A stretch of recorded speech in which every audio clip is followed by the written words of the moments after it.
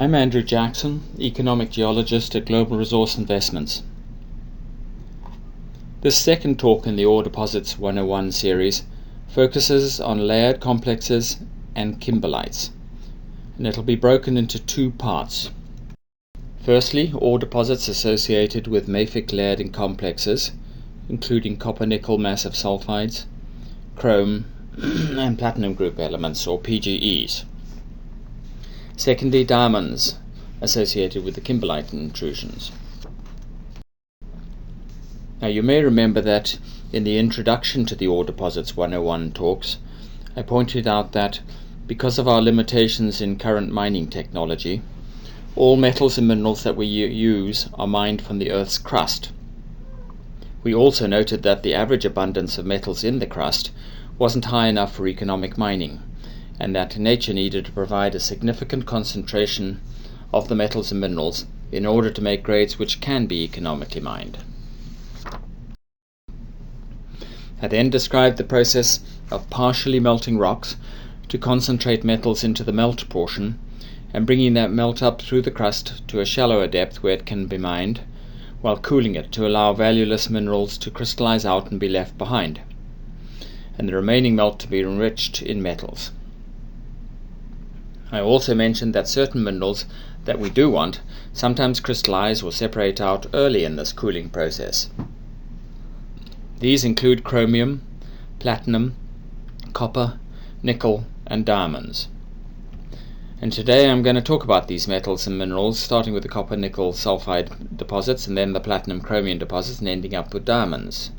And for each of these, I'll discuss how the deposits form, some of the better known examples of each of these deposit types, and how you explore for them. In the introductory talk, I mentioned felsic, mafic and ultramafic rocks. But before I launch into talking about mafic layered complexes, I should probably quickly review these descriptions for those who may not be exactly sure what they mean. Igneous rocks, those that are formed from molten magma, are broadly classified according to their chemical composition, using silica, potassium, sodium, calcium, iron, and magnesium as the key indicators. Magmas rich in silica, sodium, and potassium generally form pale-colored quartz and feldspar when they crystallize, and are termed felsics. They are clustered on the left-hand side of the slide. Magma that is poor in silica, but rich in iron magnesium, crystallizes dark-colored minerals, such as olivine and pyroxene. And the resulting rocks are termed ultramafic. These are on the right-hand side of the slide.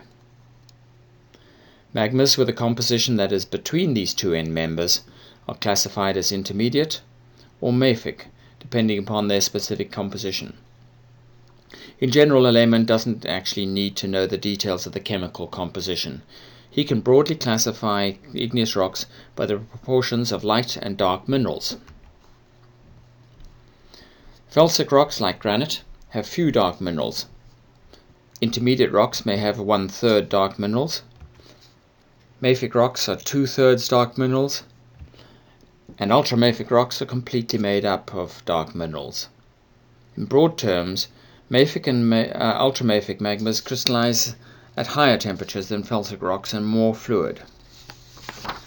The majority of copper-nickel massive sulfide and chrome platinum group metal deposits develop in large intrusions that are made up of layers of alternating mafic and ultramafic rock, hence the name mafic layered complexes. Being mafic, they were intruded at high temperatures and crystallized slowly, relatively deep in the crust.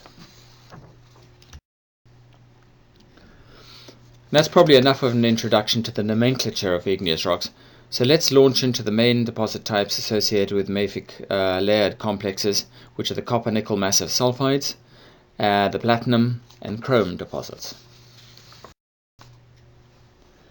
Mafic layered complexes are generally very large, pancake-shaped intrusions that, because of their high initial heat and deep burial, tend to cool slowly. This allows them to develop the alternating layers of coarse-grained mafic and ultramafic rocks, pyroxenes, dunites, and gabbros. As you might expect, the rocks are generally black or dark green in color, although they may also develop layers of a feldspar that has high calcium content called anorthosite.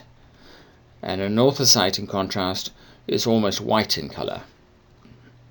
The vast majority of the world's nickel, platinum group elements and chrome deposits are hosted in mafic layered complexes, and these metals tend to crystallize out of the magma in pulses, which allows them to be concentrated in discrete layers at potentially mineable grades. The layered complexes are generally very large. They need to be to concentrate enough of the metals into an economic ore deposit. The monster of them all is the Bushveld complex in South Africa, which is 400 kilometers by 800 kilometers and has a volume of at least 1 million cubic kilometers. Although some of the big layered complexes host copper-nickel mineralization, most copper-nickel massive sulfide deposits are in slightly smaller intrusions, which are less well layered. Sudbury at 20 by 45 kilometers is one of the biggest intrusions that hosts copper-nickel deposits, and it's still well layered. But Voisey's Bay is only 2.5 by 1.5 kilometers in size, and it's virtually unlayered. I'll start by talking about these copper-nickel massive sulfide deposits. I should probably clarify that when a geologist talks about massive sulfides, he isn't referring to size, but to the fact that the sulfide crystals are in contact with one another, rather than disseminated throughout the rock as isolated blebs. Massive sulfide in the photo.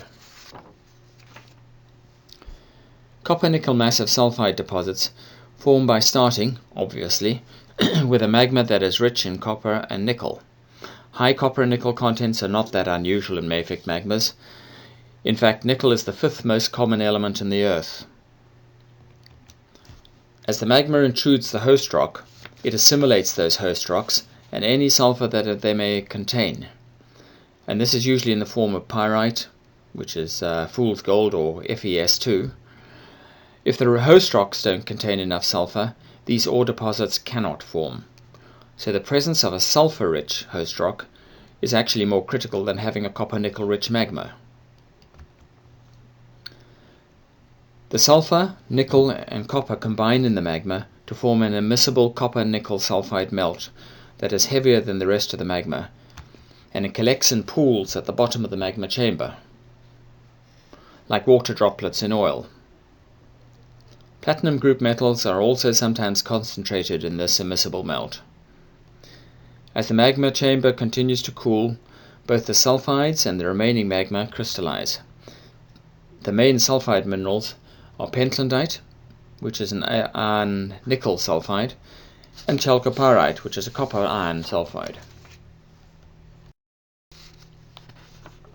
36% of global nickel production comes from sulfide deposits of this sort. The remaining 64% comes from nickel laterites, which consist of weathered mafic rocks, with much of the nickel coming from the crystal lattices of oxidized silicate minerals like olivine. Because you need warm and wet conditions for lateritization, these usually form in tropical areas, and you can guess from their climates which of the producers in the pie chart rely on massive sulfides and which rely on laterites. In fact, the big three, Canada, Russia and Australia, produce the majority of their nickel from copper-nickel massive sulfide deposits. But whether sulfide or laterite style, the main source of the nickel is mafic intrusives. The vast majority of the nickel that is produced goes into the manufacture of stainless steel and a variety of specialist alloys. These alloys are used by a wide spectrum of end-user industries, and the amount that goes into NiCad batteries is relatively small. Nickel use is dominated by stainless steel and various specialist alloys, which account for 83% of the production. Stainless steel and alloys are in turn used by a wide range of secondary industries, including engineering, transportation, electronics and building. I'll summarize the main features of three of the most significant copper-nickel massive sulfide hosting intrusions: Sudbury in Ontario, Norilsk in Russia, and Voisey's Bay in Labrador. This slide shows the geology of the Sudbury intrusive in northern Ontario. It may be unique in that it's thought to be the result of a massive meteorite impact that melted a large volume of the crust. This melted rock subsequently cooled and crystallized as a true layered complex.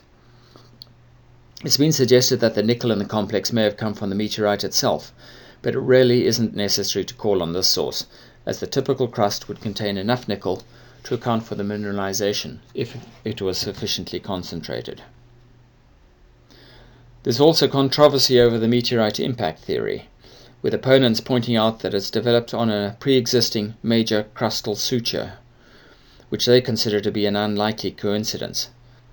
And they also point out that all impact craters, even from glancing hits, are circular, not kidney-shaped like Sudbury.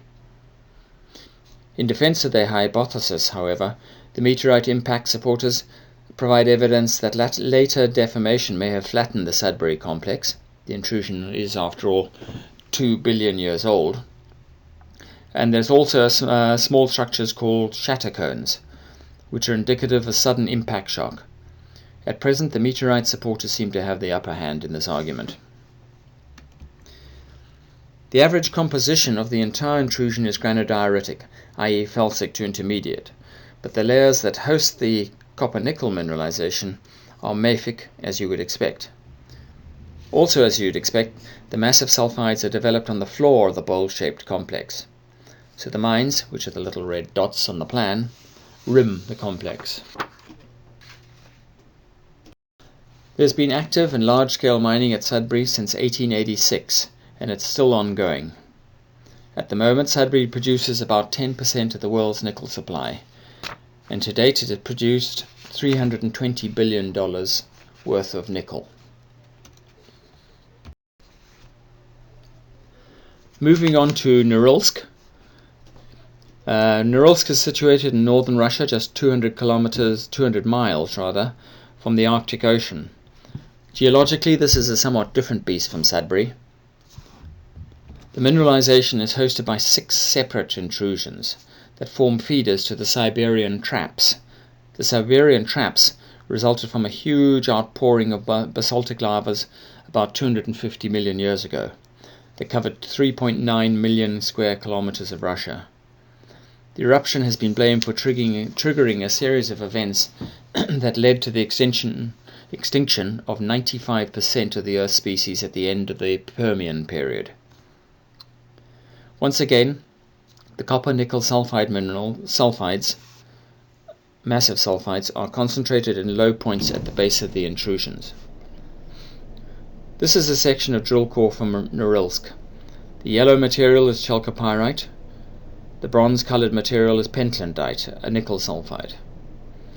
As at Sudbury, the Norilsk deposits also contain PGEs. Norilsk consists of 5 underground mines which feed a central mill and smelter.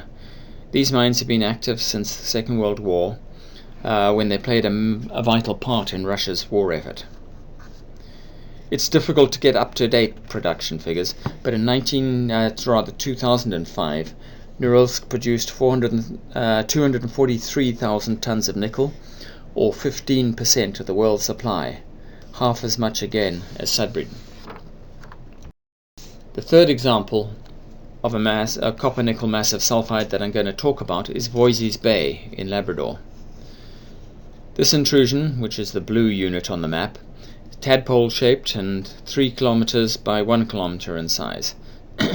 But again, the massive copper-nickel sulfides have puddled on the floor of the magma chamber.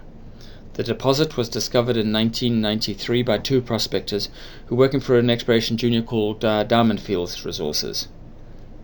They were sampling for diamond indicator minerals, and they came across a gossan. A gossan's an outcrop of oxidized massive sulfides. Follow-up drilling in 1994 gave an intersection of 41 meters of nearly 3% nickel and 2% copper. and a second ore body was discovered nearby the following year. The deposit was acquired by Inco in 1996, and production began in 2005, slightly ahead of schedule. At present, the concentrate is shipped from Voisey's Bay to the smelter in Sudbury, but a new smelter is being constructed on site, and it's due to begin production in 2011. Nickel production at Voisey's Bay is expected to ramp up to 50,000 tons of nickel per year, or 4% of world production. Current resources there are 2.2 million tons of nickel, worth about $40 billion at today's nickel price. Okay, let's move on to how you explore for these copper-nickel massive sulfide deposits. We know that they are invariably hosted by large mafic intrusives, and that these are often big enough to have developed layering. Most of these mafic intrusive bodies have a significant magnetite content, which and so can be detected by geophysics, even if they aren't readily defined by outcrop mapping. An airborne magnetic survey is the easiest way to map the limits of the intrusive if they don't outcrop. The red, magenta, red and orange area in the top right figure is an example of how these intrusives typically appear on a magnetic survey. You can see the stingers in the tails of the aircraft where the magnetometer is housed during the survey. This avoids magnetic interference caused by the aircraft itself. Once you're in the right area, i.e. the mafic intrusive itself, you can detect the massive sulfides in one of three ways. By using soil or rock geochemistry and assaying directly for copper and nickel, using electromagnetics, or EM as it's commonly known. That's using a large electric loop to induce a magnetic field in the conductive material, which massive sulfides are, and this induced magnetic field is then detected. So it's a two-stage process. This can give some idea of where the conductor is, how deep it is, and how big it is, but it cannot tell you whether that conductor was caused by copper and nickel sulfides, or by some other conductor such as valueless pyrite or graphite.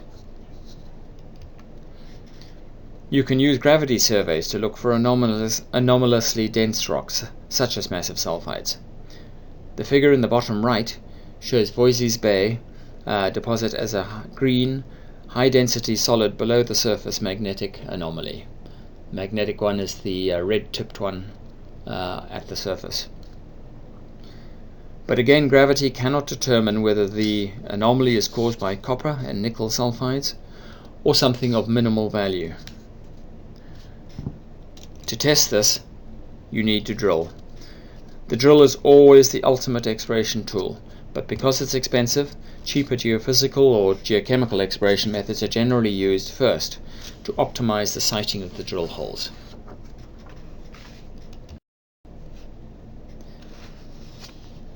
The other major group of deposits in the mafic layered complexes are platinum group elements and chrome deposits. But unlike copper-nickel massive sulfides, they don't form as puddles on the floor of the intrusions. They form in discrete layers well up in the magma chamber. The PGEs, that's platinum, palladium, rhodium, with lesser amounts of osmium, ruthenium and iridium, are often, but not always, spatially related with chromium in the form of chromite. Chromite is an oxide of chromium, and you can see discrete black chromite beds between the pale grey anorthosite in this outcrop in the Bushveld complex. Looks almost like a sediment. An example of this co-deposition of PGEs and chromite is the so-called UG2 reef in the Bushveld complex. The UG2 reef is the dark material at the top of this photo, which was taken in a stope in the Bushveld complex, one of the mines there. But PGEs may also be unassociated with chromite, and instead be associated with minor amounts of copper and nickel sulfides, as in the Merensky reef, also in the Bushveld complex. This is drill core from the Merensky, and you can see that there's in fact very little black chromite. There's white feldspars and dark green pyroxenes and olivines, but very little of the black chromite. The crystallization from the magma of both PGEs and chromite is triggered by certain chemical and temperature conditions. This crystallization process is defined by phase chemistry and is complex.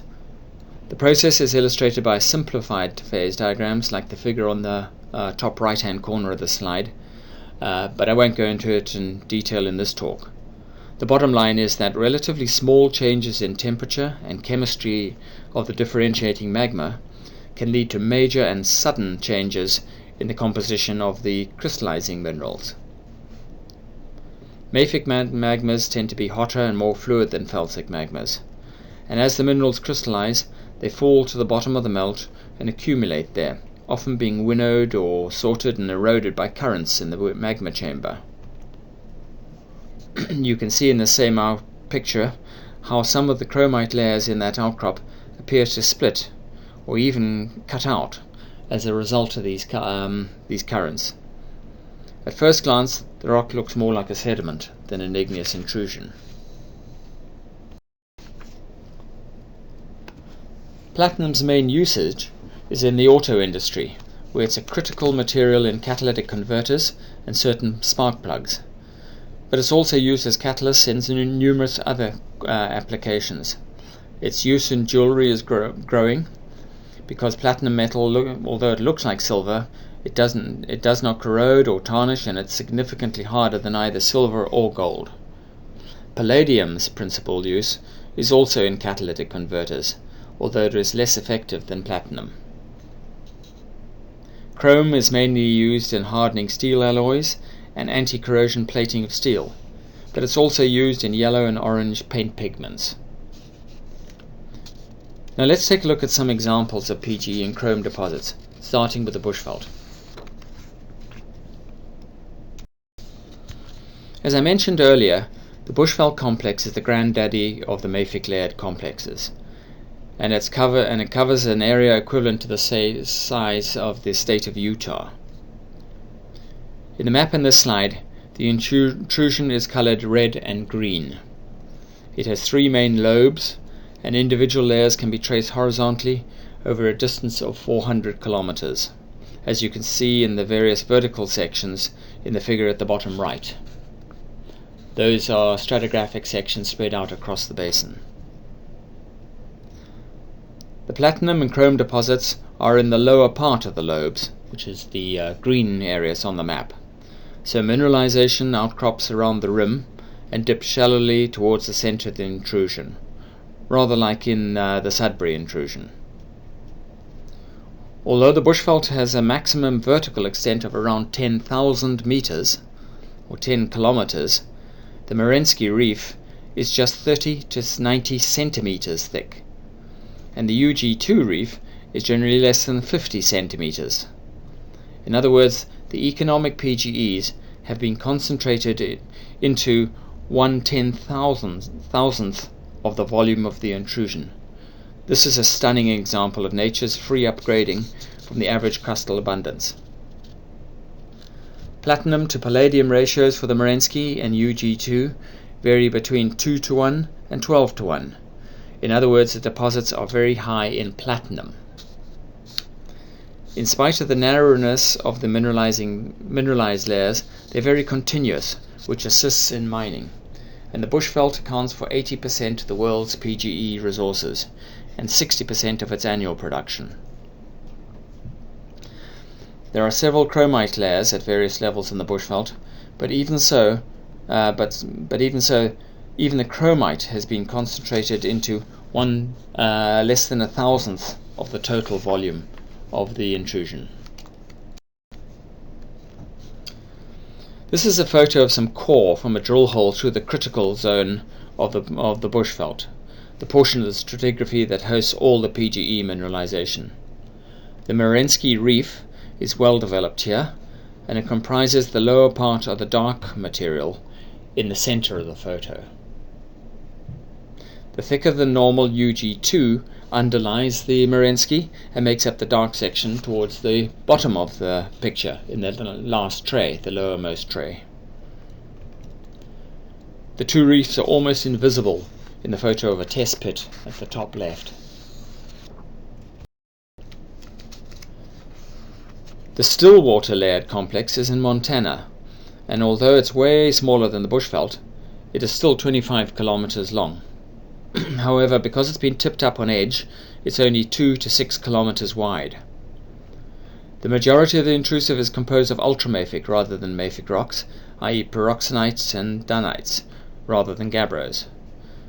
But as in the bushveld, the chromite and PGEs are concentrated in discrete horizons. The Stillwater deposits are platinum poor and palladium rich, with nearly 4 times as much palladium as platinum. So although the overall grade of the ore is about 10 grams per ton combined PGEs, which is similar to the bushveld, the value of the ore per ton is less than half that of the bushveld because of the relatively lower price of palladium. For this reason, and the fact that the Stillwater complex tends to dip more steeply than the bushveld and mining is more expensive, Stillwater ore deposits have only marginal economics. Chrome, copper and nickel were produced from Stillwater during the Second World War, but production of PGEs only began in 1985. In 2005, Stillwater produced 13% of the world's production of PGEs, but much of this was obviously as palladium rather than as platinum. The last example of the PGE and chromium intrusion that I'll mention is the Great Dyke in Zimbabwe. The Great Dyke is a layered complex with a strike length of 500 kilometers and a width of between 3 to 12 kilometers. It is visible as a dark line parallel to the arrow on the satellite photo in the top right-hand picture of the slide. Unlike the Stillwater complex, this long, narrow outcrop pattern is its original shape and not due to tilting on edge. Chrome has been produced from the Great Dyke since the 1920s. Although PGEs were also discovered in the 1920s, earlier production attempts were not successful due to the lower grades than in the bushveld and difficult mining and metallurgical conditions. Worthwhile production in Zimbabwe only began in 1994, and the country now produces about 7% of the world's platinum, mainly through Impala Platinum. And Impala Platinum's outlook is for increasing proportions of its platinum production to come from the Great Dyke deposits as opposed to the bushveld. So those are some examples of the big PGE chromium deposits. How do exploration methods for these deposits differ from those for the copper-nickel massive sulfide deposits? Well, since both are found in large mafic intrusive complexes, the initial stages are similar, and airborne magnetics can help define the outlines and some of the internal structure of the intrusive bodies. And you can see how the Lac des Îles intrusive complex in Canada shows up clearly as red and magenta in the top right-hand image. But unlike massive sulfides and chromites and PGEs don't have significantly different geophysical characteristics from unmineralized rocks.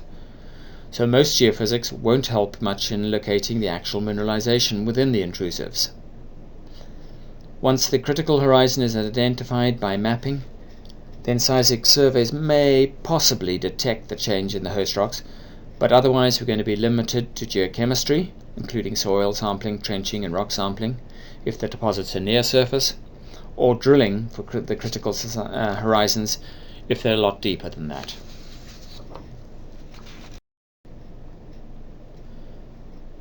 Okay, so what are the takeaway points on copper, nickel, platinum and chrome deposits in mafic layered complexes? Firstly, copper, nickel, massive sulfides, PGEs and chrome deposits are usually associated with large mafic intrusives. Many of these are layered. The general rule is the bigger the intrusion, the better. You need the large intrusions to provide enough metal content to be concentrated into a worthwhile deposit. Copper, nickel, massive sulfides accumulate as puddles on the floor of the intrusion, whereas PGEs and chromite form as thin but laterally continuous layers in the body of the layered intrusions. Exploration for copper-nickel massive sulfides relies mainly on mapping and airborne magnetic surveys to identify the host intrusions, and then electromagnetics, or EM, and gravity to target drill. Exploration for PGEs and chrome depends on the same initial magnetic survey as for copper-nickel exploration, but then with follow-up of mapping and geochemistry to guide the drilling. And the main PGE producers are South Africa, Russia, Canada, Zimbabwe, and the United States.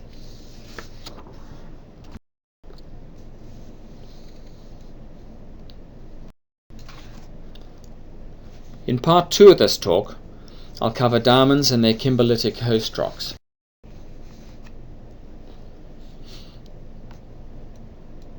Diamonds consist of crystalline carbon. Although a significant proportion of diamonds are derived from placer deposits, i.e. hosted in sediments, placers are secondary deposits, and all diamonds were at one time or another hosted by kimberlite igneous rocks.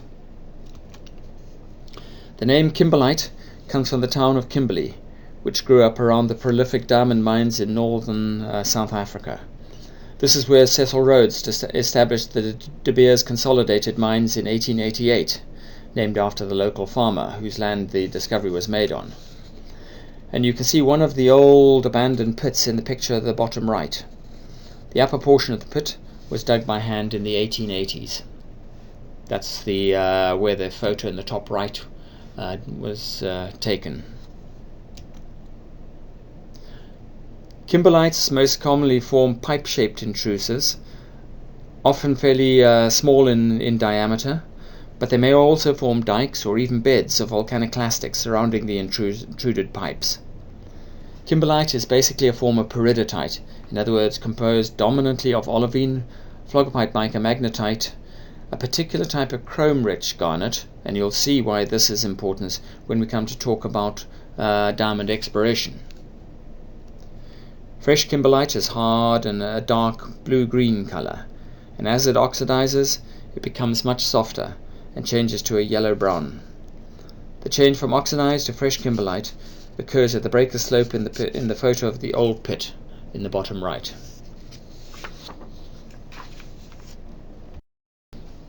Now, I emphasized in that first introductory talk how all the materials we mine are derived from the crust, and that's fundamentally correct.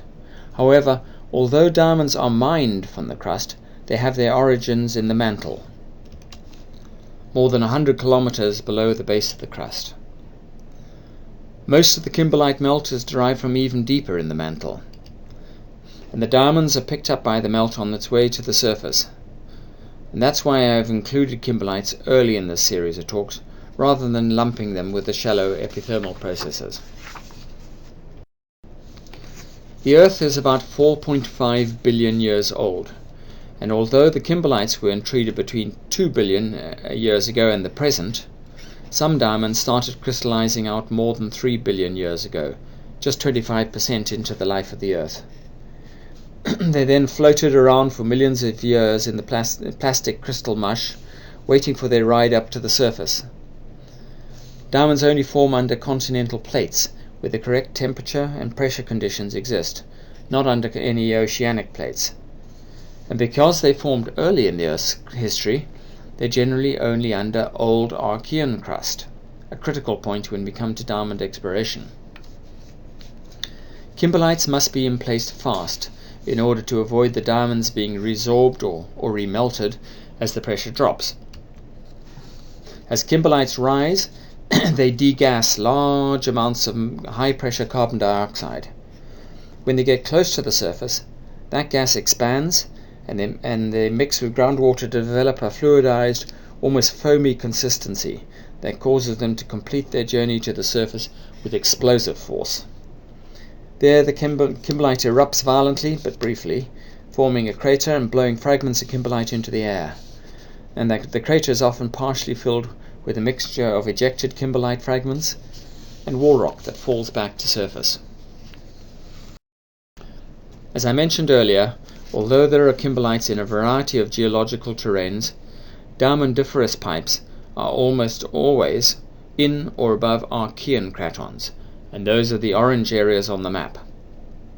And only a few of those kimberlite pipes that are on the Archean crust actually contain diamonds.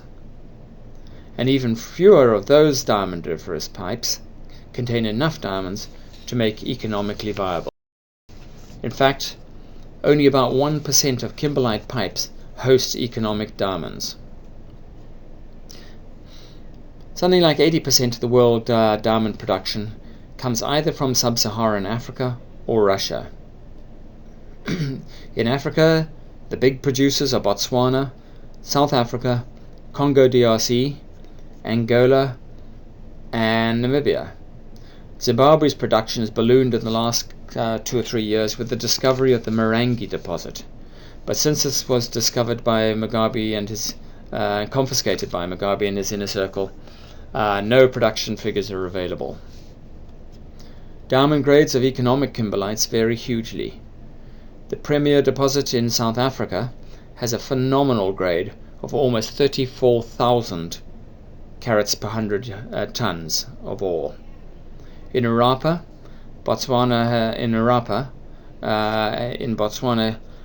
it has a grade of about 120 carats per 100 tons. Choneng, also in Botswana, 44 carats per 100 tons, and Letseng in Lesotho, a mere 2 carats per 100 tons.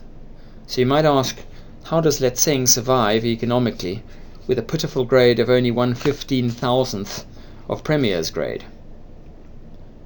The answer lies in the stone size and quality. Letseng hosts some of the biggest diamonds ever discovered. The photo shows exact replicas of 2 of these mammoth stones. In diamonds, the size and the quality of the stones is more important than the overall grade in terms of carats per 100 tons.